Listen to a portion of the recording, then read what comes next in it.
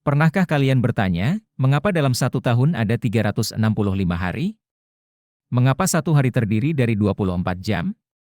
Dan mengapa kita punya tahun kabisat setiap 4 tahun sekali? Perhitungan waktu yang kita gunakan saat ini bukanlah sesuatu yang muncul begitu saja.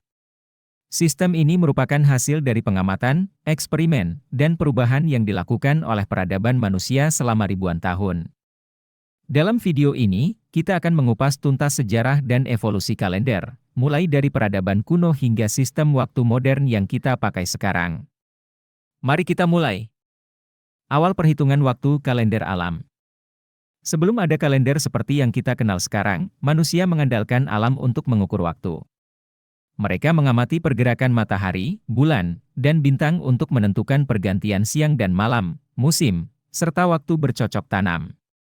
Siklus matahari membantu manusia memahami perbedaan antara siang dan malam.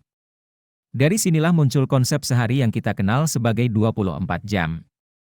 Bulan yang berubah bentuk setiap malam menjadi dasar perhitungan bulan dalam kalender pertama manusia. Beberapa peradaban awal menggunakan siklus bulan untuk menentukan panjang satu bulan, yang berkisar sekitar 29,5 hari. Kalender Mesir kuno, cikal bakal kalender 365 hari. Peradaban Mesir kuno adalah yang pertama kali memperkenalkan kalender yang mendekati kalender modern kita. Mereka mengamati siklus tahunan Sungai Nil yang selalu banjir pada waktu yang sama setiap tahun.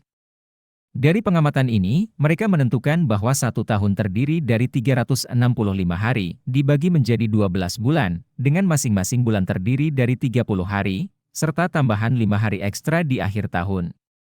Kalender ini menjadi dasar bagi sistem penanggalan yang digunakan di peradaban-peradaban berikutnya. Kalender Romawi dan Julius Caesar reformasi kalender. Bangsa Romawi awalnya menggunakan kalender lunar, tetapi sistem ini kurang akurat dan sering menyebabkan kebingungan dalam menentukan tanggal penting. Kalender mereka terdiri dari 355 hari, dengan tambahan bulan ekstra yang dimasukkan secara acak untuk menyesuaikan dengan musim. Pada tahun 46 SM, Julius Caesar memutuskan untuk mereformasi kalender dengan bantuan astronom Mesir, Sosigenes. Mereka mengganti sistem lunar dengan kalender matahari seperti yang digunakan oleh orang Mesir. Hasilnya adalah kalender Julian, yang memiliki 365 hari dalam setahun, dengan tambahan satu hari setiap 4 tahun untuk mengatasi perbedaan kecil dalam perhitungan orbit bumi. Kalender Gregorian, kalender yang kita gunakan saat ini. Meskipun kalender Julian sudah lebih akurat, ada sedikit masalah. Setiap tahun sebenarnya lebih panjang sekitar 11 menit 14 detik dari yang seharusnya. Akibatnya, setelah berabad-abad, tanggal-tanggal penting seperti Paskah mulai meleset. Untuk mengatasi ini, Paus Gregorius XIII melakukan perubahan pada tahun 1582. Ia menghapus 10 hari dari kalender dan memperkenalkan aturan baru, tahun kabisat tetap ada setiap 4 tahun, tetapi tahun yang habis dibagi 100 tidak akan menjadi tahun kabisat, kecuali jika juga habis dibagi 400. Inilah yang kita sebut sebagai kalender Gregorian, yang hingga kini digunakan di hampir seluruh dunia. Perhitungan waktu modern dari jam matahari hingga jam atom.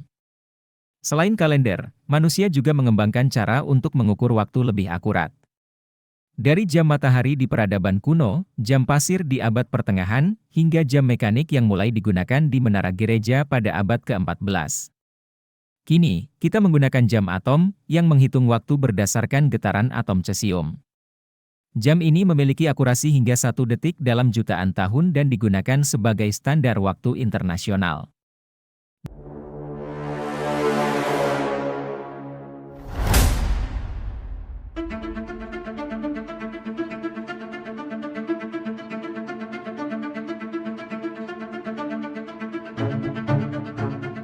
Dari kalender Mesir hingga kalender Gregorian, dari jam matahari hingga jam atom, perhitungan waktu telah berkembang pesat seiring dengan kemajuan ilmu pengetahuan. Sekarang, bagaimana menurut kalian? Jika kita menemukan metode perhitungan waktu yang lebih akurat di masa depan, apakah kita akan mengganti kalender lagi? Dan menurut kalian, apakah mungkin kita memiliki sistem waktu yang lebih baik dari yang kita gunakan saat ini?